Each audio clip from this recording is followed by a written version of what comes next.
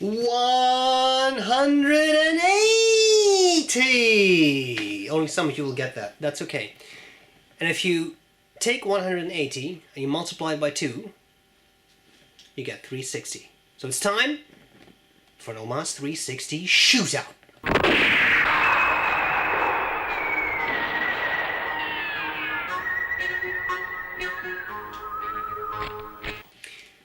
So what are we going to do today? Well, the OMAS 360 is a very interesting pen. I've always loved it, and I thought today I happen to have two lying around here, and I thought that would be an interesting shootout. The OMAS 360 was launched in the late 1990s, has been redesigned at some point into something that I personally don't find a particularly good improvement of the model. Very subjective. But here we have the original OMAS 360 Magnum, and what I have here is one of the modern versions. This is not the modern redesigned version. That's a different pen that looks very different. This is one of the modern relaunches. Now, there have been all kinds of 360s. The Magnum was a piston filler. This is a piston filler, but there was also a version that had a cartridge, sort of an assembly that you could pull out, put a cartridge in, put it back in, etc. So you've had all kinds of stuff. You can get these as roller balls, but of course these are the fountain pens. And the reason I thought this shootout would be interesting is that the Magnum is called Magnum. It's a large pen, and almost all of the modern 360s that you buy, if they are these, they call it often the vintage. There was a turquoise one, there was a red one, there was the exclusive Solitaire, which had a which was orange, clear orange demonstrator. There have been a bunch of them, but they are smaller. So I thought that would be an interesting shootout. Okay, first of all, why do I like this model so much? Because I love it, because it's brilliant. I think it's absolutely great. Triangular cross-section, and that works. This works. You think it's horrible? I find it exceptionally comfortable. It just fits your hand, and it's perfect. So I think that's very, very nice. You can get these. They are relaunched once in a while. Of course, now it's difficult because OMAS is gone. But as I said, there have been some relaunches, and you get a smaller 360, but you do get that triangular cross section. It's not an actual triangle. There's a word for it. I always forget it. I'm sorry. It's not a straight triangle. It's a triangle with rounded off sides. I think it's very comfy. Okay, so what do we have here? Well, the Magnum is my pen. I love this pen. I really love it. I love it so much. When I sold it, I made sure I got another one because I think it's perfect. Good pen, nice, large. Let me quickly show you this, a little bit of detail. You have the cap, you have this interesting ski slope clip, you have the Greek key center band, and you have that very nice triangular shape even in the section, which makes for a very comfortable pen to hold. Nice barrel, long barrel, and piston-filled pen. So that's the Magnum, okay? The Magnum, nice, large pen, because especially when it's capped, it's big. I think it's something like 7 inches capped, so I thought it could be 6. I forgot. I think it's about 7. The smaller one really is a lot smaller. It's a considerably smaller pen, especially when you uncap them, because there is quite a bit of dead space in these caps. So when you hold these two next to each other, you really see the difference. Okay. So if you are to buy a modern relaunch, you're very likely to get this size, which is smaller. I don't like it as much. I still think it's a very, very nice pen. I prefer the Magnum. If you have smaller hands, this is probably better for you. Also piston filler, also gold nib. I think they're all gold nibs. Don't quote me on that. And there you have it. So two different pens that I think are very fascinating, because they're very, very different. I mean, let's face it, we have a lot of pens like this that are just round, cigar-shaped, etc.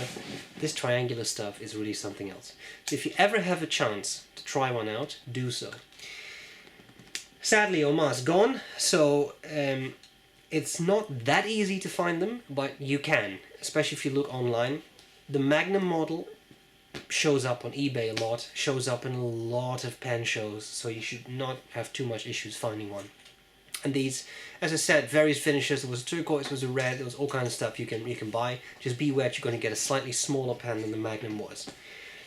And that's it. So I love them. Usually in shootouts I try to indicate which of the pens I like best. Of course it's the same model, just one's bigger than the other, so I think I've made it clear I love the Magnum best. I'm going to write with them, show you how they work side by side. In some of my shootouts I've done a disassembly. These pens are not that easy to disassemble. In principle the nibs and feeds are friction fit. I think there is a nib collar that's ebonite that does snap, so you have to be very careful if you try to attempt that. And there are little holes you could sort of put a prong in, and then you're supposed to unscrew the pen, but of course you have to get one of those tools, etc. A piston unit I've never disassembled. I think I've seen people do it, but I haven't ventured into that. So I'm going to skip that part. I'm just going to see how it writes. That's all there's to it. Hope this was useful so far, and I'll gladly see you later. Bye bye. Let's have a look. Let's start with my slightly least favorite, but still very nice. The OMAS 360. I'm going to call this new old because it's not the new model, but it's the remake of the vintage model. I think OMAS itself refers to it as vintage.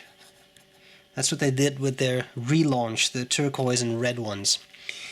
Medium nib. This was the, I always get confused and there's an ink drop right where I need it. 18 karat nib. Smooth writer. The ink is SbRE brown, by the way.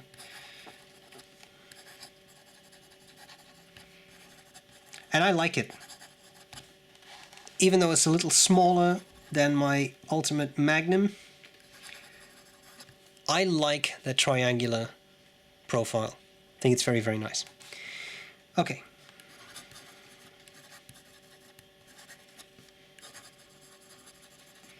Yeah, I definitely really like this one. Rhodia paper. Pretty wet, so I like it. Line variation. Oh, sorry. There actually is some. Oh, it doesn't matter. Bless you, innit?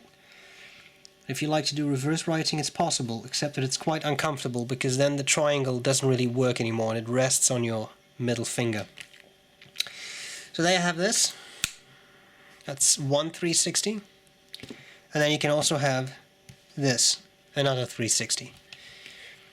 It has a different ink. Really? Yes, because that's what I had to happen to have it inked up with, so you have to bear with me. But also medium nib, 360 with Konpeki, Pilot Iroshizuku Konpeki. So this is the Magnum. And I think this nib, this is a horrible G, but I think this nib is just a bit nicer. Very nice, rich flow without being an excessive gusher. It's just perfect. Very, very well tuned. This nib does not hard start. I've had absolutely no issues with it. Every fountain pen nib occasionally skips, and this does that too, but it's very, very consistent writer. Fast writing. It just keeps going and going and going. Ebonite feeds on both of them, always nice, good flow, can be heat set if absolutely necessary, but of course they should come to you just working fine. Pretty wet as well, and I think this one is a little bit more rigid than that modern nib, even though this is also 18K, but it's, you see there's a little bit less line variation in this one. For me that's not an issue because I didn't buy this as a flex pen or anything. They have it. The 360, one of my favorite models of all time. I hope this comparison has been useful, has given you some more insights in the model and why I like it so much and why maybe you would want to check it out. I think they're fantastic pens, beautifully made, wonderful clips. It really, really works. So I hope this was useful. A very kind thank you to Papier und Stift in Germany for lending me the 90th anniversary icon set that allows me not just to review it but also do a shootout like this, which otherwise I wouldn't be able to do. Magnum, normal sized. I love them both. I hope this was useful, and I'll gladly see you later. Bye bye.